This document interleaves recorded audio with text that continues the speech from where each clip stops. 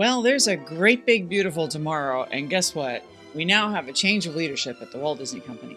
Chapek is out, and Iger is back in. What the heck is going on? And why do we care? Well, the reason why we should care is because what's happening at the Disney Company is a bit of a lesson in leadership. Specifically, how a style of leadership can really impact a company's bottom line and overall culture. Bob Iger was the CEO of Disney for a period of 15 years, retired a couple years ago with his replacement Bob Chapek taking his place. The thing with Iger is that he is a visionary. He could see the big picture and was, I would say, a long-term chess player. He was sort of the ideas guy. Apparently, he has 10 principles that he espouses as a leader and that he really tries to demonstrate on a regular basis.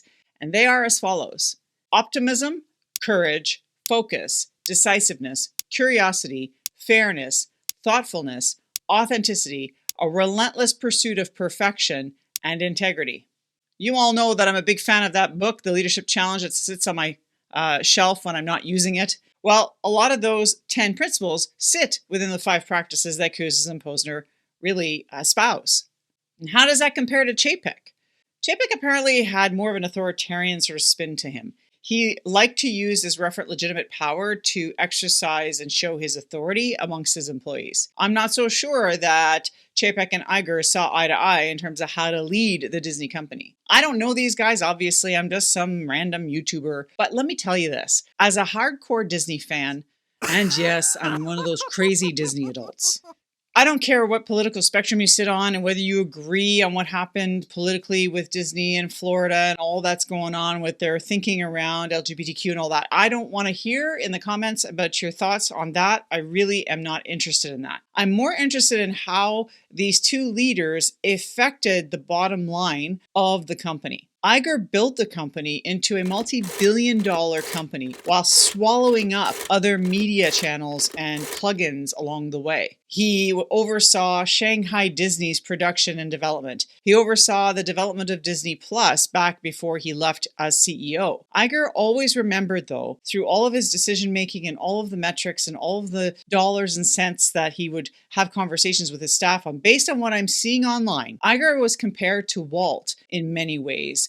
Just like Eisner, actually, in his early days, were compared to Walt because they were the ideas guys. The difference between Eisner and Iger was that Iger actually not only brought all that visionary mindset to the table, but he also had a really strong business sense. Compare this to Chapek. Bob Chapek's probably a really nice guy in person. I don't know who he is, and I'm not judging. However, I will say this about Chapek. Under his rule, and that's what we'll call it, we saw online complaint after complaint after complaint, not just from the people going to the parks, not just from people going on cruises, not about people watching the price increases on Disney Plus, but their staff themselves. There were rumors amongst the Disney company and family that they weren't happy with Chapek's sort of style of leadership, kind of a my way or the highway kind of leadership style. A YouTuber that I tend to enjoy watching is Chris Provo, and he mentioned the other day something that really made sense to me was that if you don't have the bigger picture of the Disney experience in mind, so for example, going to a Disney park these days feels like you need to have a project management certification to go. Not only that, but it costs a small fortune for a family of 4 to go to Disney World. The issue here is that the perceived value from the clients going to the parks has really decreased and diminished over time. And although there was this massive pent-up demand for business, here's the thing. He implemented new measures like the Genie Plus system and the reservation system. So you'd buy a ticket and you'd show up at the park, but if you didn't have a reservation, you didn't get in, and that would piss people off. And guess what happens? And Chris Provo's point here is quite valid, is if you don't have a great experience in a park or on a cruise that is Disney-oriented, guess what? People are going to go, you know what? It was overpriced. It was overhyped. I'm done. They're not buying from Shop Disney. They're not renewing their Disney Plus application. They're not buying merchandise on other sites that is Disney-oriented. And they're not buying into the Disney magic and ever coming back to the parks. And so where's that repeat business? Where's all of the profits for that going? So I think that Chapek really sort of missed the mark on understanding how global and systemic his leadership was impacting the various different areas of business. I'm not going to pretend for a minute that I understand what decisions were made, how they were made, why they were made. I'm not a business degree person. I'm not going to do that assessment, but I can tell you what. When it was announced that Chapek was removed or was stepping down and that Iger was returning to the role of CEO, what I find most interesting is how Twitter, Instagram, Facebook all kind of blew up with cast members hip hip hooraying the fact that Chapek had been removed. To me, that tells me loads about the leadership, because when you see or want a leader to leave, and when they do, you feel a sense of relief and a sense of joy. That tells you that the overall culture that was being harnessed and nurtured was toxic. And to show you how devastating toxicity is, regardless of the environment and the poor conditions that poor Chapek had to kind of manage and oversee. I mean, let's be honest, managing a company through COVID is not exactly a walk in the park. But that said, though, his authoritarian sort of directive, exercising power style of leadership obviously wasn't sitting well with the folks that also were struggling with the COVID response and being in a job, out of a job, in a job, out of a job. Lots of uncertainty and lots of instability. And what they needed was compassion and empathetic leadership. And they needed transformational leadership that could look at and leverage opportunities to continue to make profits as a company while not selling the soul of the company for the mighty dollar.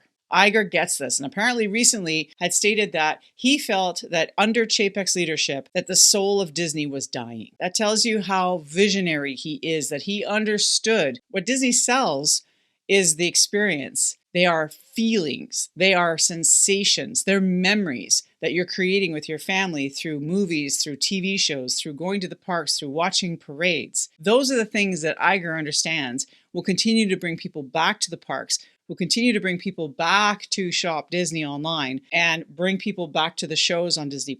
People need their fix if they are getting that sensation, that feedback, that visceral feedback when they go to a park. So the reason why we care about this from leadership is that it is really vital that as leaders, we model the way, right? We show up and we act in a way that is in alignment with the values, not just of our values, but the shared values of the organization. And I think Chapek kind of missed the mark on that. Now, while he's a super astute businessman and will have no problems getting a job somewhere else, the reality is that Disney was the kind of company that required you to sort of share a bit of your soul. And although Chapek was a believer of storytelling, don't get me wrong on that. He's a big, firm believer on storytelling. The reality is that you can't be a bean counter and only look at the bottom line in absence of the entire picture of the organization. Leadership is about having a holistic perspective. It's about looking at the big picture. It's about looking at all the pieces. It's like looking at an organization like a wheel, and there are spokes in the wheel, and every single spoke has meaning. And if you only focus on the one spoke and you forget or ignore the rest, then the wheel starts to fall apart. And that's exactly what happened to the Disney company when they saw a 40% reduction in their shareholder value